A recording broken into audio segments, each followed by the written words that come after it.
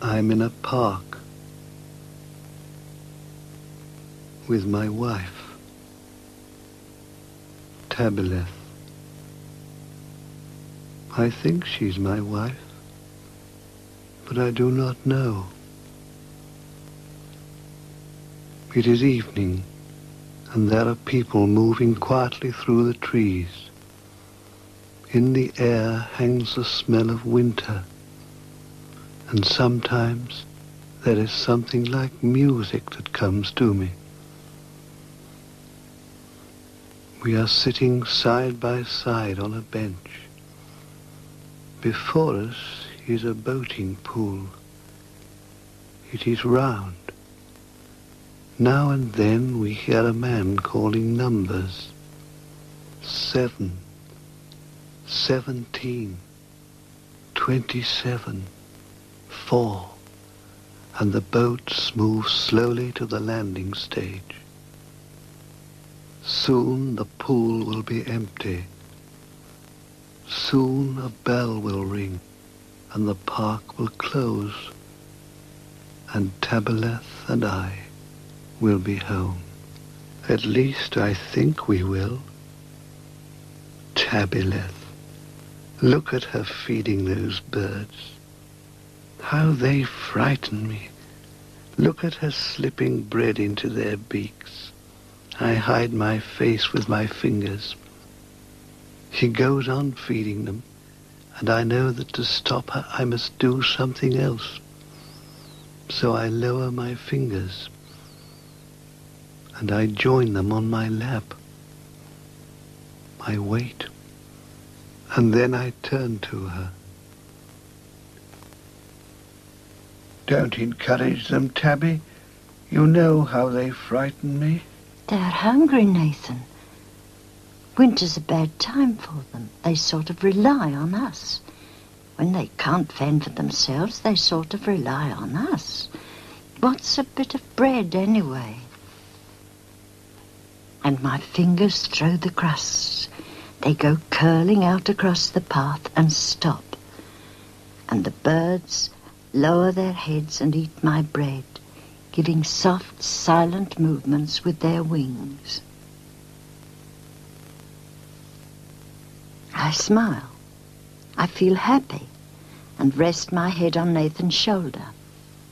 And I smile again to convey to him the peace that I feel within. He does nothing. Stiffly he sits there with empty eyes. He needs to be given courage, so I touch him.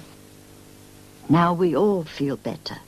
The birds for the bread, and us for giving it to them. I stiffen. At least I think I do. It means that I'm displeased, and I arrange my mouth to underline my displeasure, and I lower the lids of my eyes.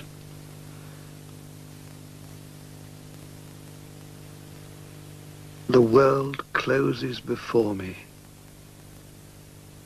Darkness comes, and the silence that follows is broken only by a number. 8. Then the wind comes and goes. Tabileth's head feels heavy on my shoulder. I resent it being there. Do I? I should. She is far too dependent on me. If I should go, what then? But do we? Do we? Do we? Do we what? All feel better now. I see him grip his cane. I hear him panting. You're cross with me. There is so little I can do for him. All I can do is to place my arm around his waist, like this, and say here is comfort, warmth, protection. Feel my love flowing through to you. And I think how odd a man like him should be afraid of birds. But the big, strong man starts trembling, and I sense it is time to go. From the bench I watch her rising. She has sensed it is time to go. She's buttoning her coat. Now she turns back to me, smiling. I feel her upon me, smooth fingers out of nowhere, Tabileth fingers, straightening my hat, tightening my scarf, brushing from my lapels the remains of our sandwich lunch. Gradually, I am sealed inside. I am rising. Am I? Up you come. We are moving. Are we? Come along. Where are we going? Home. We are at home. Are we? Tabileth is in the garden taking washing down. We must be. She has left me by the door. Our door. The door of our home. And I am watching her. And when I watch, I always count. So I am counting. 1, 2, 3,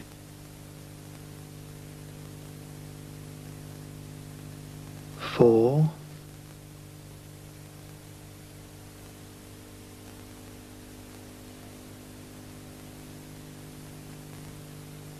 5,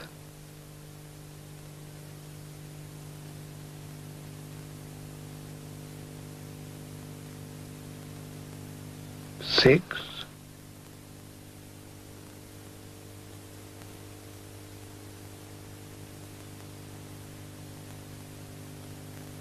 7,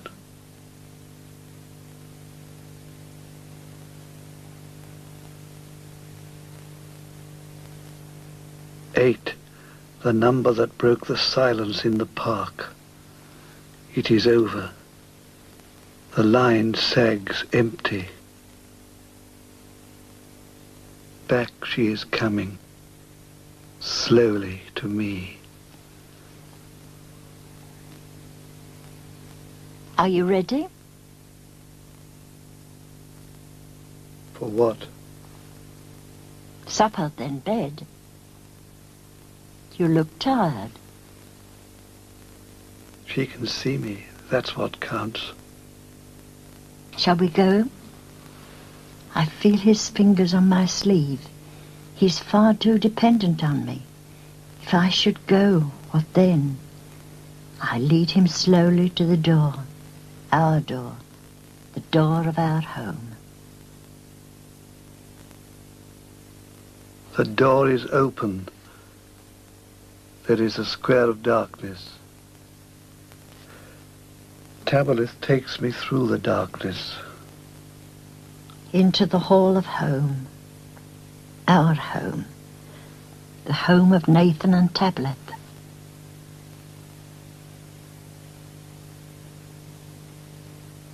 He's trying to say something. I listen. His voice comes into me. No birds here, in our home. Not here, no.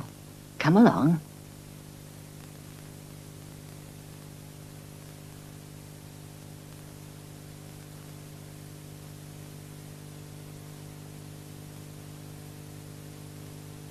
There was a clicking sound. And a flash of yellow. And our room is here. As we left it. Our room is here again. Just as we left it. How I hate that park. He feels free now. Free to move about, to stretch myself. He's walking round the room.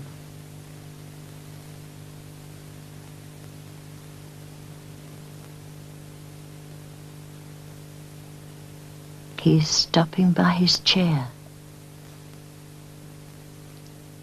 He is sitting. I am sitting. He sits. A sigh comes out of him. Tabileth moves to me.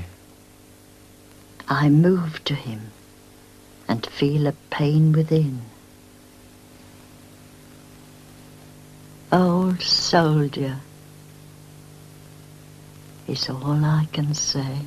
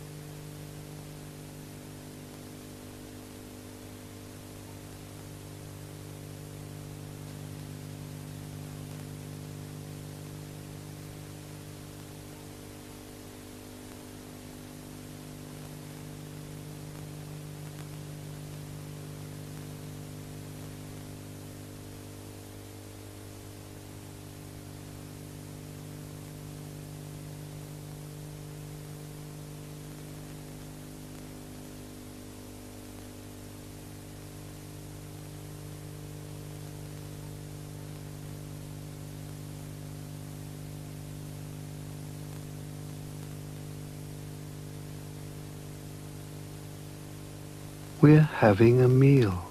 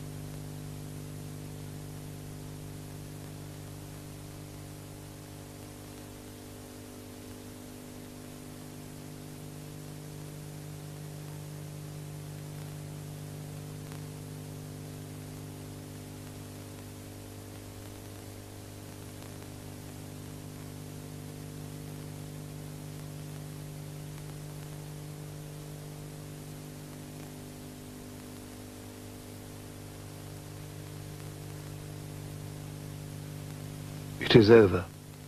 Where are you going? To wash up. It's my turn, remember?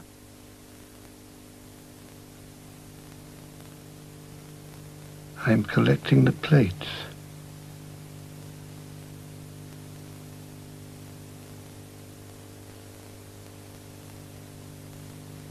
I'm taking them into the kitchen.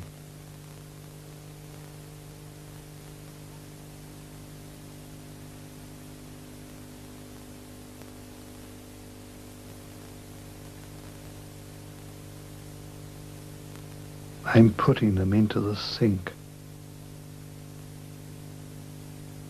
Nathan is washing up. Was it really his turn?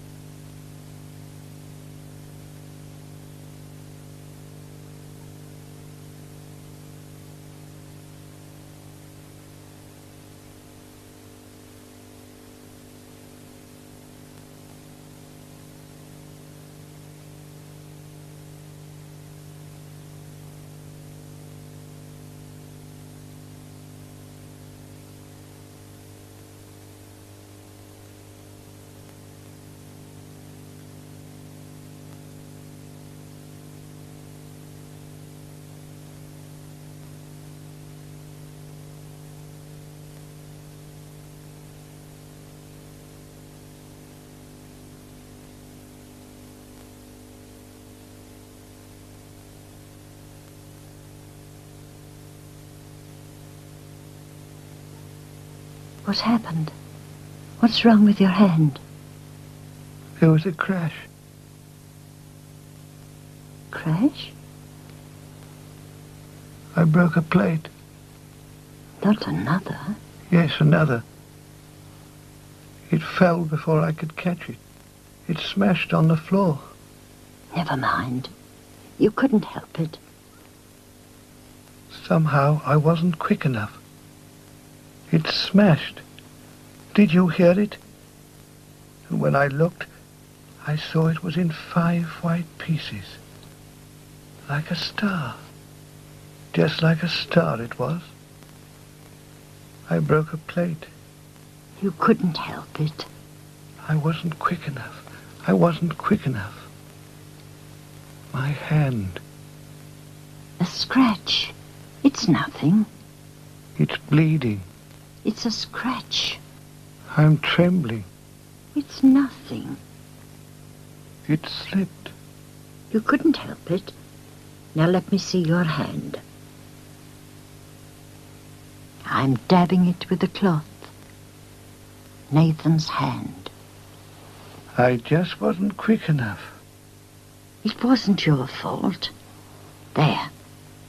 The blood's stopping. I look. Yes. It's stopping. It was only a scratch like she said. She's touching it with her lips. She's kissing it.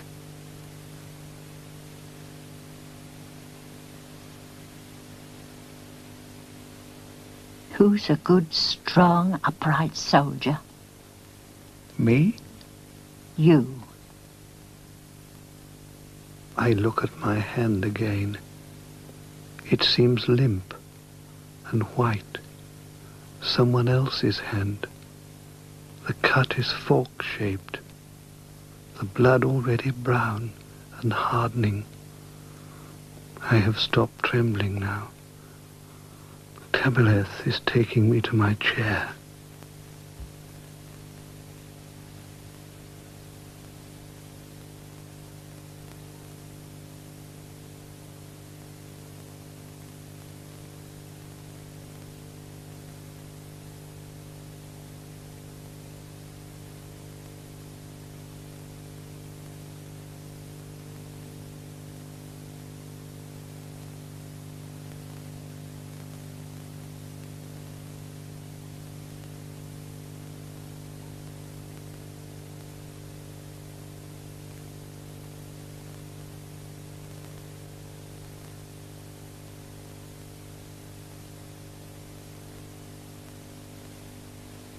Tabileth is in the kitchen.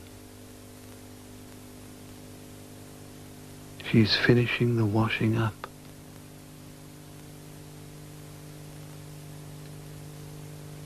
Fancy breaking a plate. Me. Fancy me breaking a plate.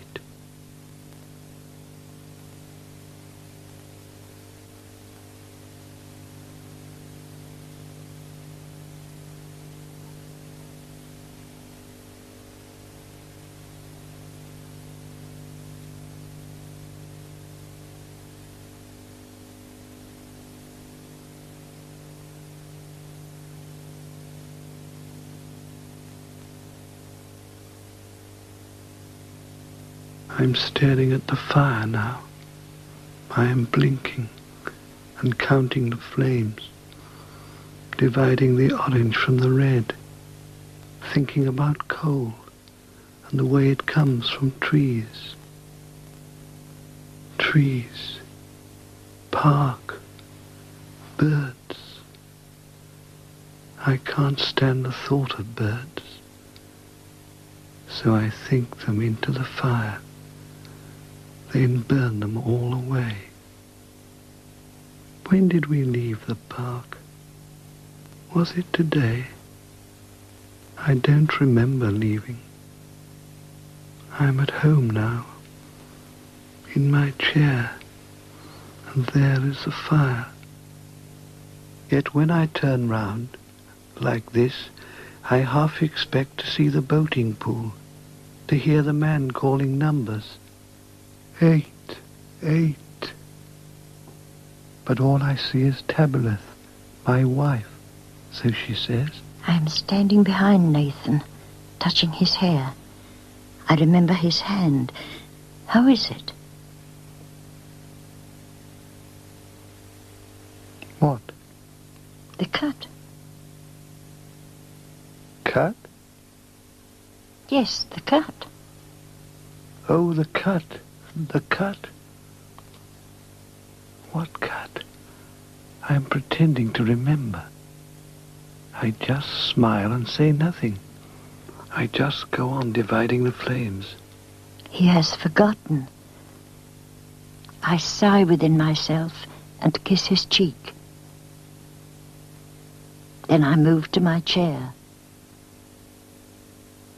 and sit down. We are sitting in our chairs, watching the flames in the fire. Nathan seems restless now. I'm feeling the movement of the fish within. The fish we ate before. And my hand is throbbing. And I don't know why. When Tabileth said, "How is it?" what did she mean, I wonder? What cut did she mean? I remember no cut. And why did she kiss me? I did nothing wrong. That was a knock. Was that a knock? A knock at the door. Was that a knock at the door?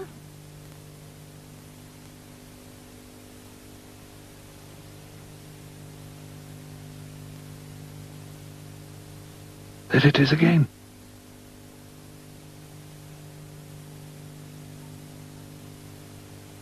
Do you think they're knocking for us? Why else would they knock at our door? Perhaps they've got the wrong house. Perhaps one of us ought to go and find out. Shall I go? I open my mouth. I fight for breath. I roll my eyes. Yes, it had better be me. You don't look up to it. I'll go if you want me to. Would you? I stiffen. I stare at the fire. I say nothing at all. No, you stay there. I'll go. I am going. I watch her go. I have left the room. I am in the hall. I am at the door. It is open. A man. Don't you recognize me? It's Bernie, your grandson. Bernie? Your grandson. You remember me? How's Trix? He said he is Bernie. My grandson, he said. How's Trix then? Trix? Glad I caught you home.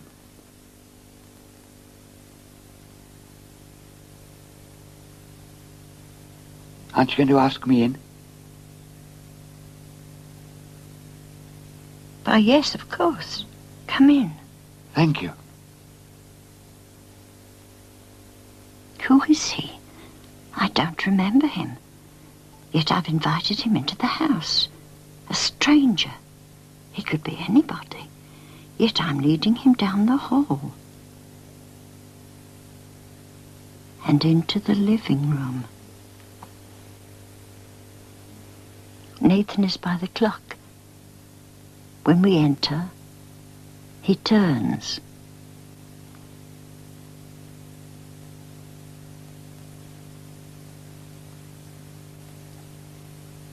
It's Bernie.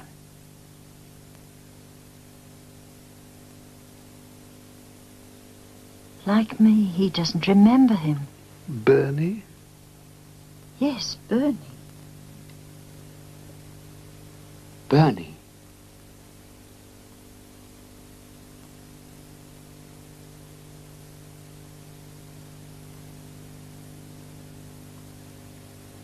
You know Bernie? Do I? Of course you do.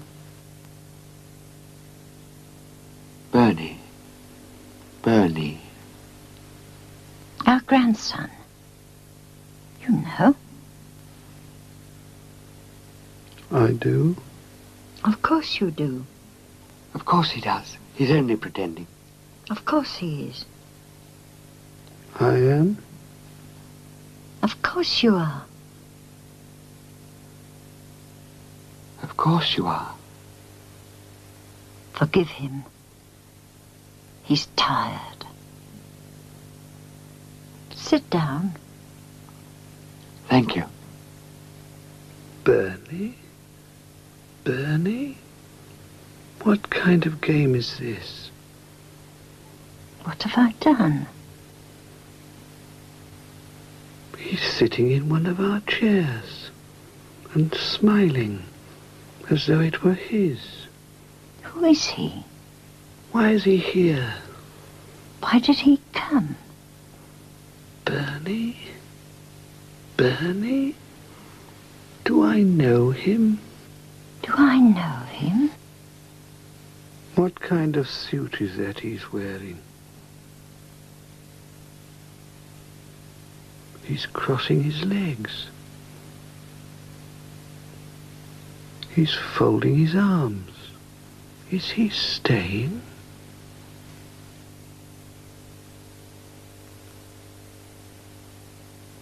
I'll put the kettle on.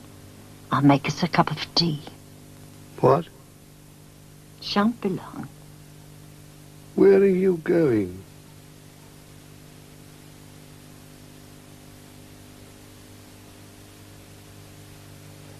She's gone to make some tea. Tea?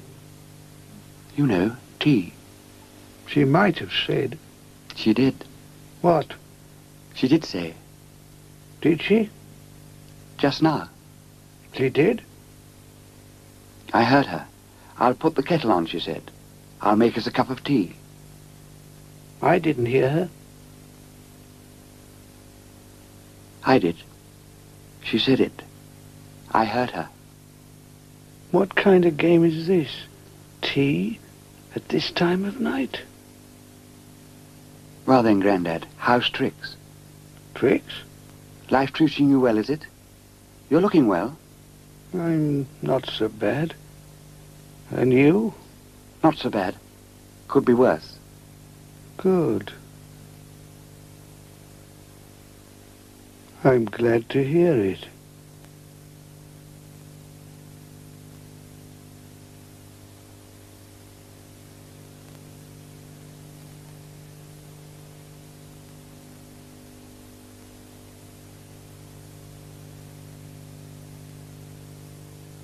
Mind if I smoke? Go ahead. Thank you.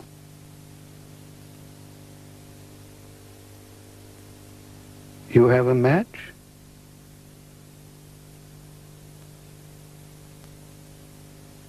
Lighter.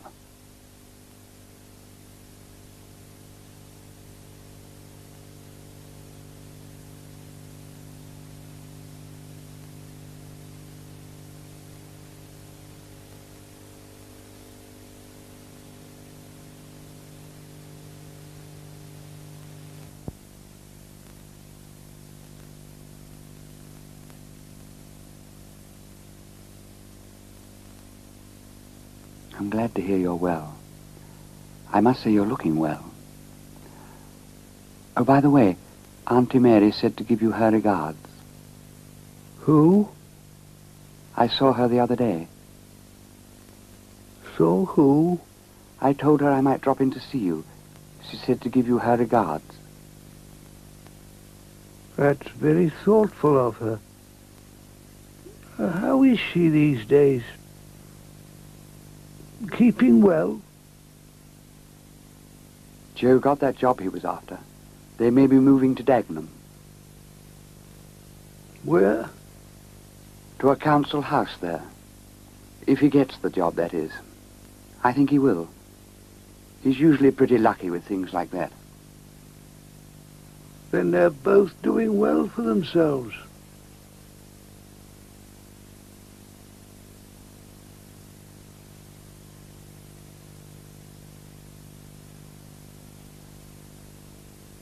Nice part of the world. Ever been out that way?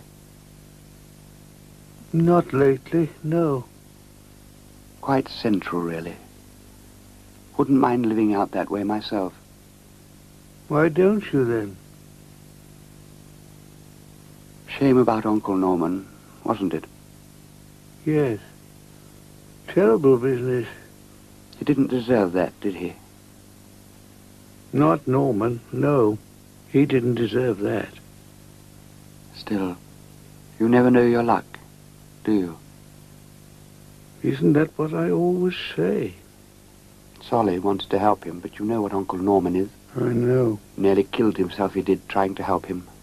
He's a good sort, all right. One of the best. If there were more men like him around, the world would be a much better place. You can take it from me. Mind you, Lionel was pretty cut up about it. Why shouldn't he be? You should have seen his face when Abelman told him what had happened. Ill he felt. Had to be sent home, he did. Which was ridiculous, really, because it was nothing to do with him. Not really. Know what I mean? If it was anybody's fault, it was Henry's. He works them like dogs down there. And for what? I ask you, for what? Still, that's Lionel, I suppose. Just like his brother Alfie. Always the first to take other people's affairs to heart.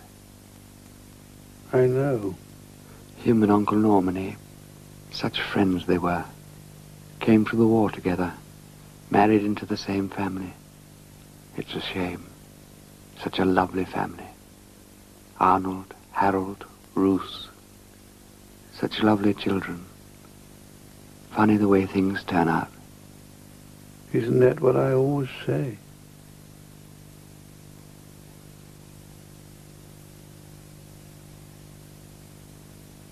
Here comes the tea.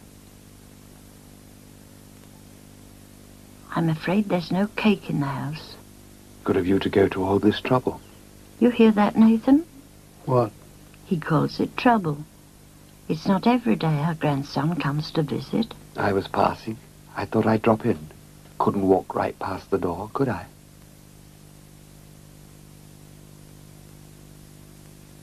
Thank you.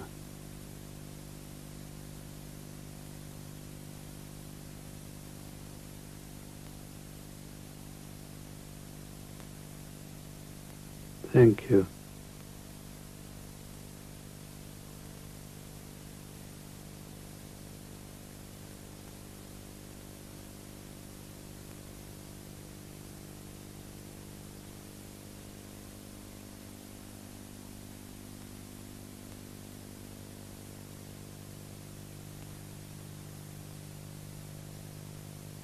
Thank you.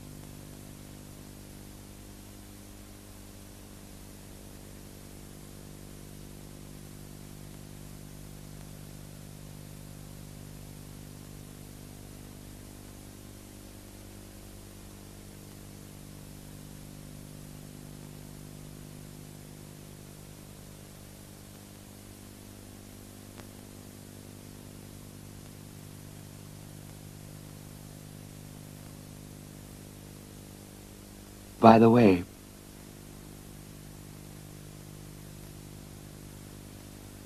Auntie Mary said to give you her regards. Really? How kind. I saw her the other day. How is she? Keeping well?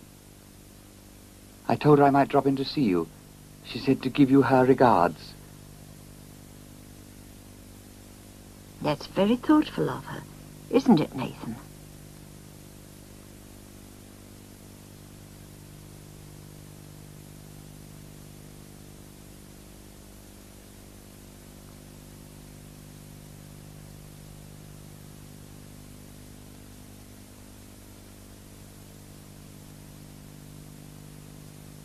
Where are you going? Out the back. I won't be long.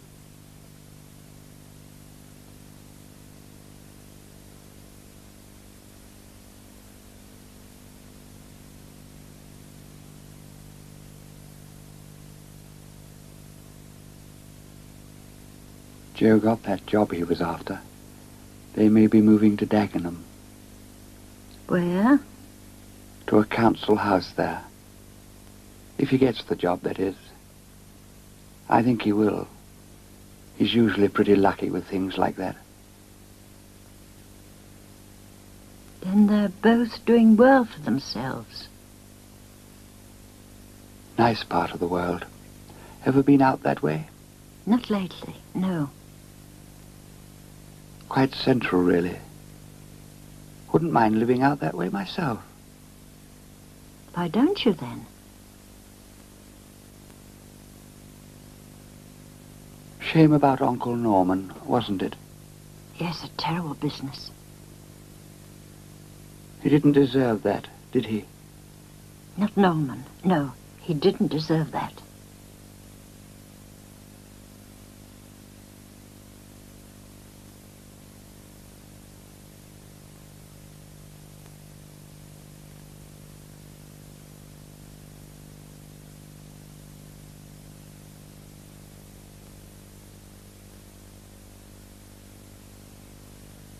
Still, you never know your luck, do you? Isn't that what I always say? Solly wanted to help him. But you know what Uncle Norman is. I know. Nearly killed himself. He did, trying to help him. He's a good sort, all right. One of the best. If there were more men like him around, the world would be a much better place. You can take it from me.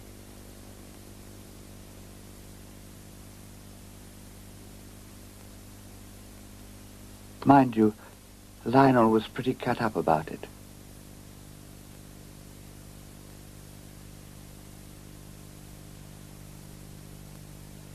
I was talking about Lionel. I was saying how cut up he was about Uncle Norman. You should have seen his face when Abelman told him what had happened. Didn't he feel ill or something?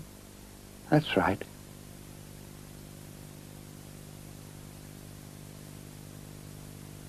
He felt ill and had to be sent home, which was ridiculous, really, because it was nothing to do with him. Not really. Know what I mean? If it was anybody's fault, it was Henry's. He works them like dogs down there. And for what? I ask you, for what? That's Lionel, I suppose. Just like his brother Alfie. Always the first to take other people's affairs to heart. I know. Him and Uncle Norman, eh? Such friends they were. Came through the war together.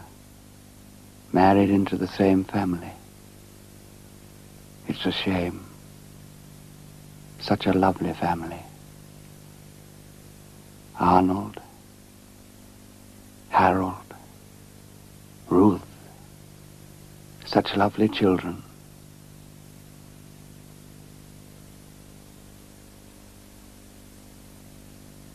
Funny the way things turn out. Did I tell you that Auntie Mary said to give her regards to you? I saw her the other day. I told her I might drop in to see you. She said to give you her regards. Incidentally, Joe got that job he was after. And guess what? They might be moving to Dagenham. Bernie's gone. Has he? I just showed him out. He must have. I'm going back down the hall to the living room. I'm there. Nathan is at the window. When I enter, he turns.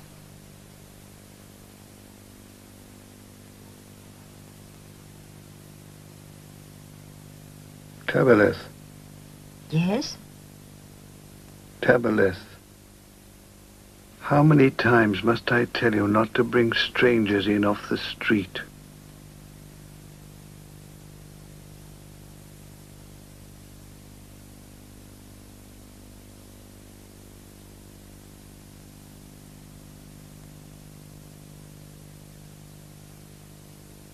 Where are we? On the stairs. We have turned off the gas and the light. We have locked and bolted the doors.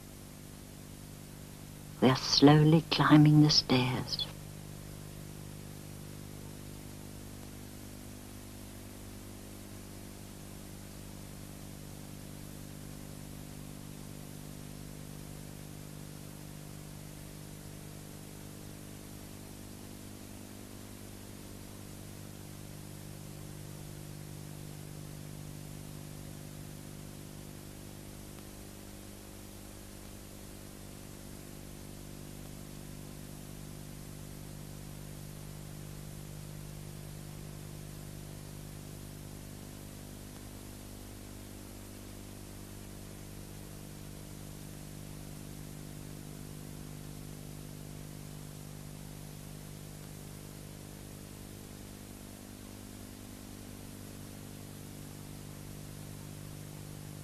Now we have reached the top. Nathan? Yes? Are you there? Tabileth's voice comes to me out of the darkness. I think it is Tabileth's voice. Are you washing tonight, old soldier? I consider the question. My silence speaks for itself. Let's go to bed, then. I have steered him into the bedroom.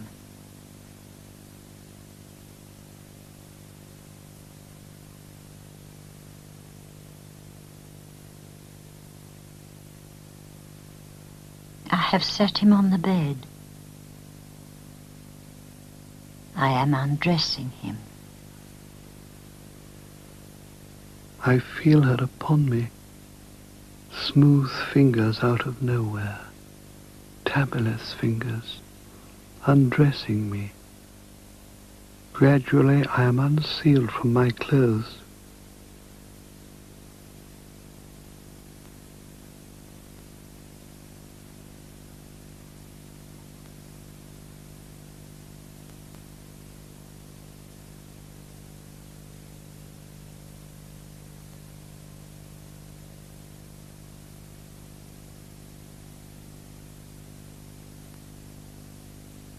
Darkness comes.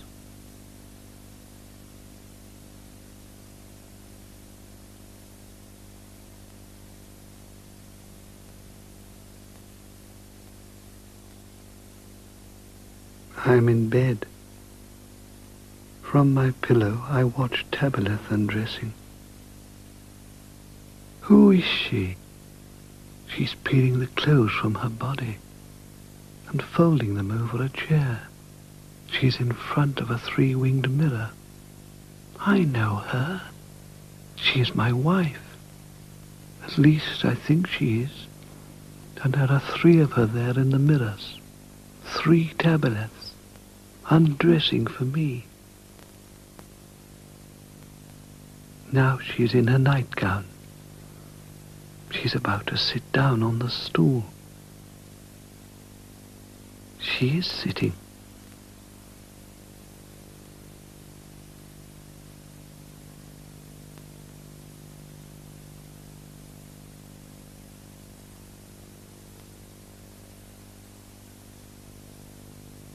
She's combing her hair. It sounds like the sea, and I watch her. 3 heads, 3 hands, 3 combs.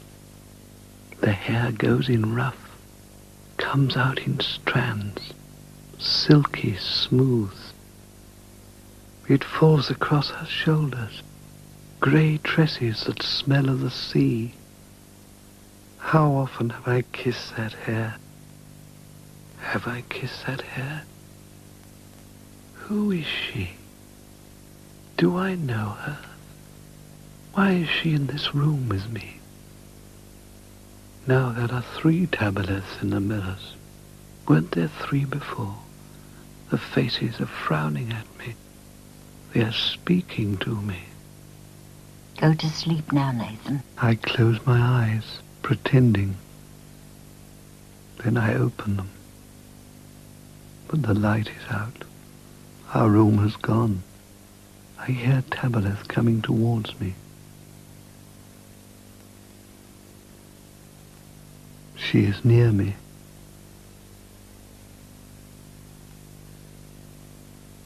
The coverlet is parting. She's climbing into bed with me. She must be my wife. Must she? She must be.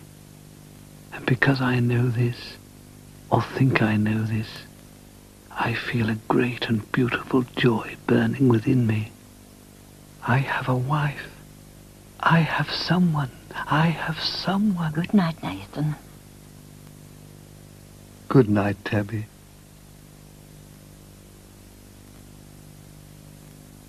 The bed is cold.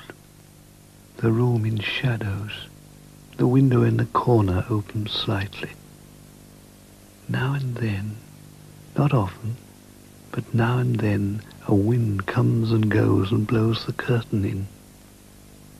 Against the wall it rolls, softly, like a cloud, just like a cloud.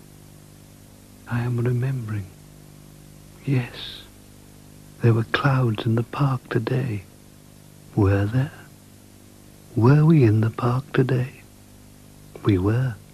I know we were. But were we? His limbs are stiffening. He is cross with me again. What is he remembering now? The park? Is he remembering the park again?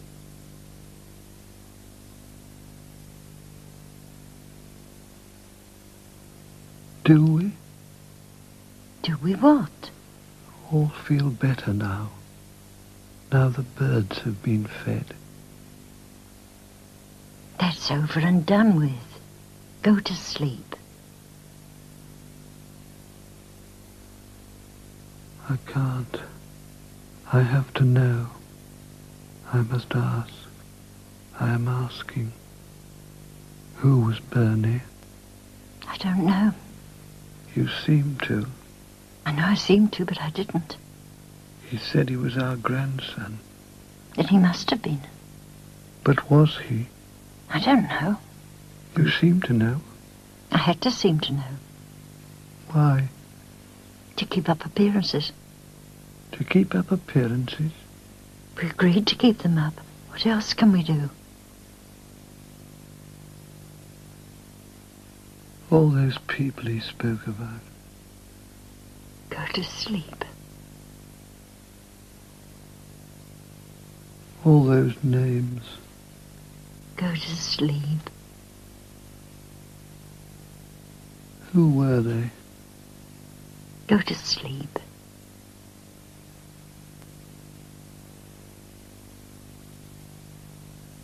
I can't. Try harder.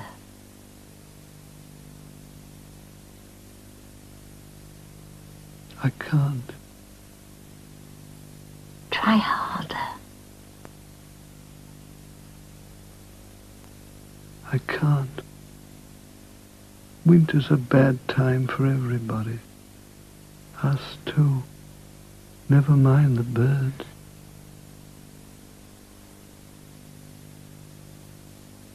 Beneath the sheets, in the warmth of the bed, our feet begin to touch, hard and horny. Toes brushing one against the other, disengaging, seeking to meet again. Nathan is settling down now. We are both facing the ceiling.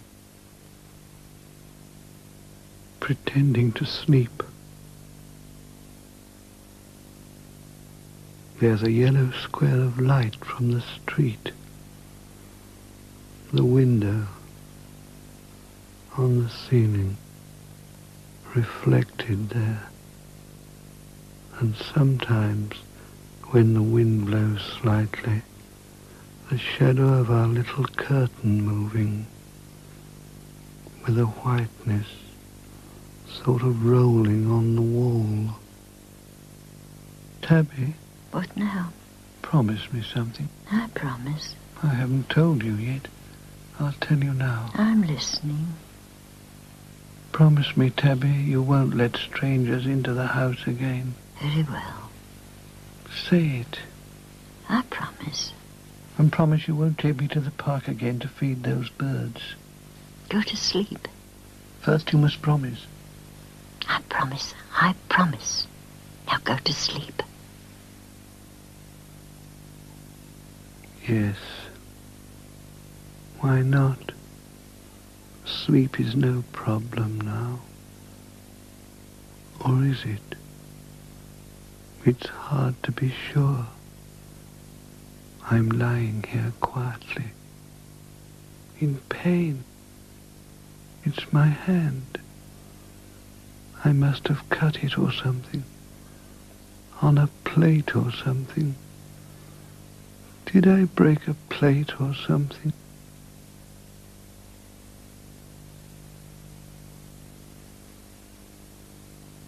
Did I?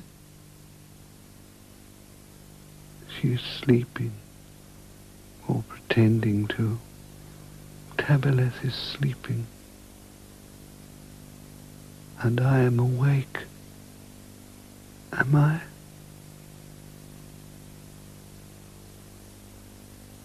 And I'm in pain, terrible pain. Will I be alive in the morning? Will I? Will you, Nathan? Will you? You don't know, do you? There's no way of telling, so you'd better say goodbye, just in case. Goodbye, Tabileth. I've said it. It is over. I lie back. I settle.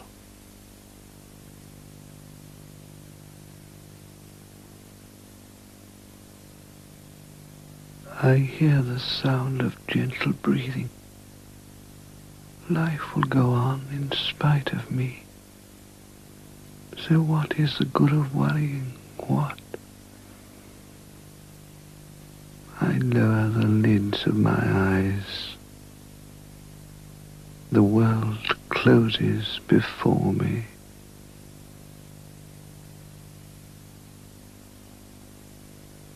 Darkness comes. At least, I think it does.